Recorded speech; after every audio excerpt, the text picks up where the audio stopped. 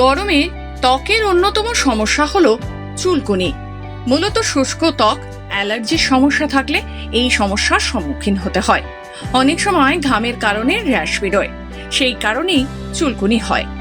তবে এই সমস্যা থেকে নিস্তার পাওয়ার উপায়ও রয়েছে। শুধু বেছে নিন যে কোনো একটি ঘরোয়া প্রতিকার।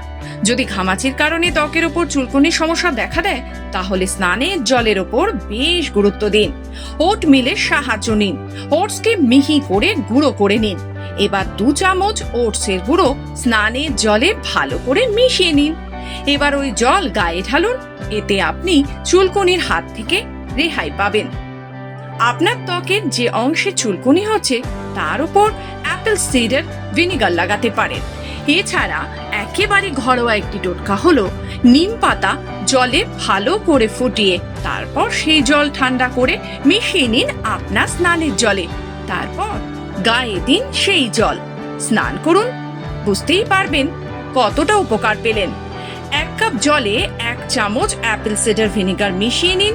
এবার তুলোর বল ও মিশ্রণে ডুবিয়ে নিয়ে ত্বকের ওপর লাগান।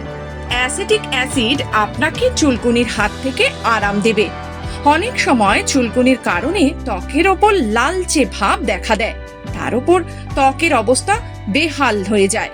এই অবস্থায় আপনি ত্বকের ওপর পেট্রোলিয়াম জেলির সঙ্গে অ্যালোভেরা জেল মিশিয়ে লাগাতে পারেন। অ্যালোভেরা আপনার ত্বকে প্রদাহ কমিয়ে দেবে।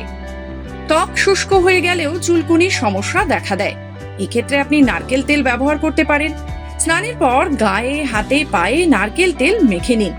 জানি এটি গরমের দিনে লাগানো কিন্তু অত্যন্ত সমস্যা মনে হয়, কিন্তু যদি আপনার ত্বক শুষ্ক হয় তাহলে তো চুলকুনির জন্য আপনাকে নারকেল তেলেরই সাহায্য নিতে হবে। নারকেল তেল ত্বকের প্রদাহ কমায় এবং ত্বকের আর্দ্রতা বজায় রাখে। গরমে এই উপায়ে আপনি ত্বককে ময়েশ্চারাইজও করতে পারেন। যে অংশে বেশি চুলকুনি হচ্ছে তার উপর বেকিং সোডার পেস্ট লাগান। 1 থেকে 2 চামচ বেকিং সোডা নিন। এতে জল মিশিয়ে ঘন একটি পেস্ট বানিয়ে নিন। এবার সেটি ত্বকের ওপর লাগান। এতে চুলকুনি কমে যাবে। ত্বকের ওপর আপনি লাগাতে পারেন টি ট্রি অয়েল। নারকেল তেলের সঙ্গে 2 ফোঁটা টি ট্রি অয়েল মিশিয়ে ত্বকের ওপর লাগান। টি ট্রি অয়েলের মধ্যে অ্যান্টি ইনফ্লেমেটরি ও অ্যান্টিব্যাকটেরিয়াল উপাদান রয়েছে, যা ত্বকের প্রদাহ কমাতে সাহায্য করে। ত্বকের উপর চুলকুনি এড়াতে এই গরমে প্রতিদিন 2 বেলা নিয়ম করে স্নান করুন। কিন্তু গরম জলে স্নান করবেন না, যেন ঠান্ডা জল ব্যবহার করুন। ক্ষারযুক্ত সাবান ব্যবহার করবেন না।